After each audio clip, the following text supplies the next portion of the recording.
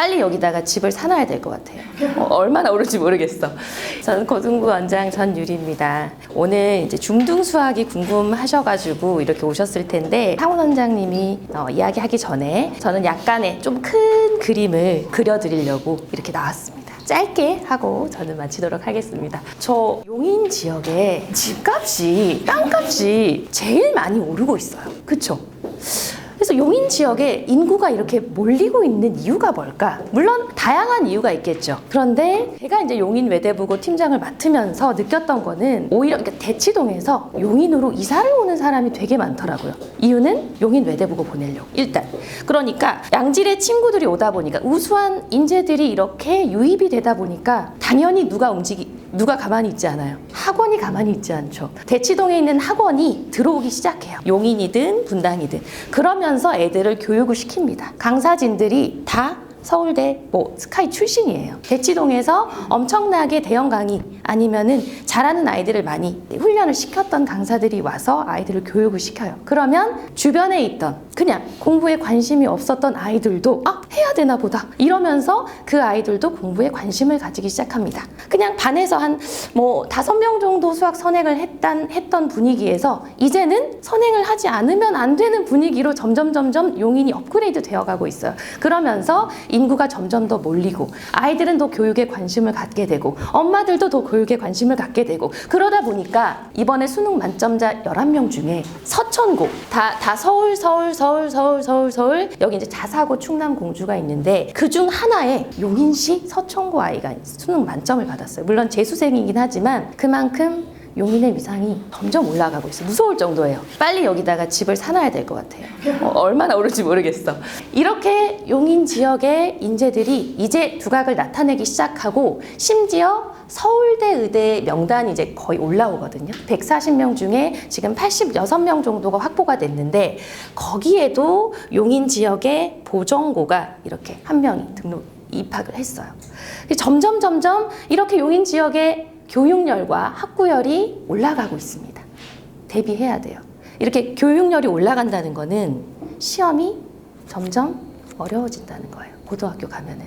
아이들이 이제 점점 실력이 올라가다 보니까 학교에서는 상대평가, 성적을 가르기 위해서는 점점 시험의 난이도가 올라갈 수밖에 없습니다. 그러면 또 학원이 가만히 있지 않아요. 더 교육시킵니다. 그러면 시험은 점점 어려워지는 거예요. 그래서 대치동이 그렇게 지금 최상 끝이죠. 정말 시험 정말 어려워요.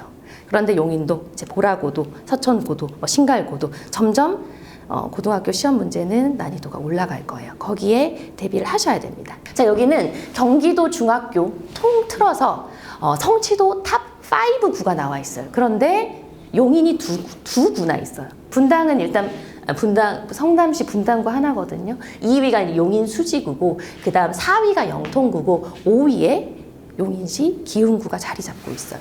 경기 중에서도 그쵸? 이 용인 지역의 학업 성취도가 상당히 높고 그리고 점점 더 올라갈 전망입니다. 아직 보라 여긴 여기예요.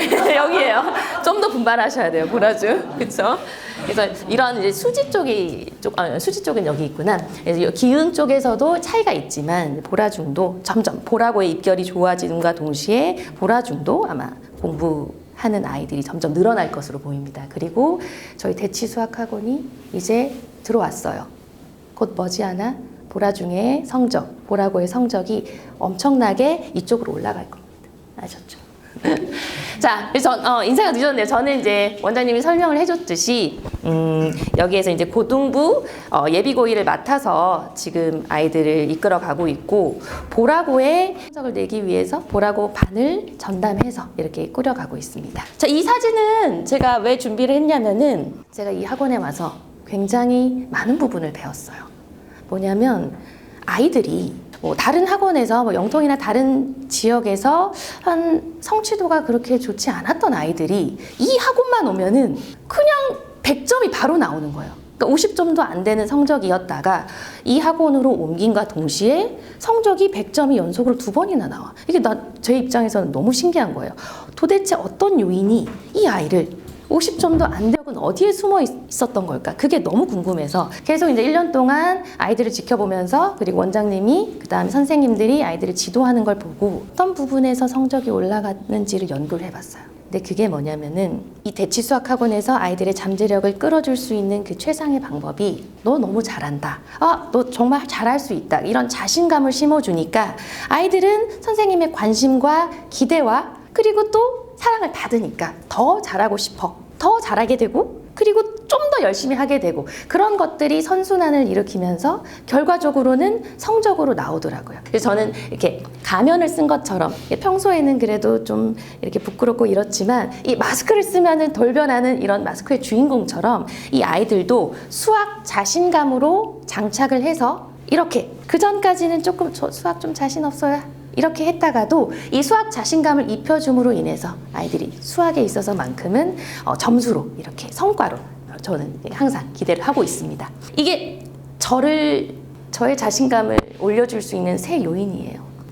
오늘 힐을 안 신어가지고 조금 제가 작아 그렇지만 다음에 그리고 메이크업을 예쁘게 하면은 그냥 막 이렇게 자신감이 생기더라고요. 오늘은 조금 죄송합니다. 제가 어제 밤을 좀 새가지고 맞아요. 마스크. 이게 예전에 이제 몇 년 전만 해도 마스크를 하고 다닐 때는 그렇게 자신감이 넘쳤어요. 이제 얼굴을 좀 커버해 주니까. 이 세 개가 제 자신감을 뿜해주는 그런 요인들이에요. 그럼 우리 아이들한테는 수학 자신감을 심어주게 하는 요인이 뭘까? 이 두 가지를 한번 제가 생각을 해봤거든요. 교육에서의 뭐 1번지, 대치동에서는 어떻게 아이들한테 수학의 자신감을 심어주고 있느냐? 이거죠. 엄청나게 빠른 선행. 그렇죠.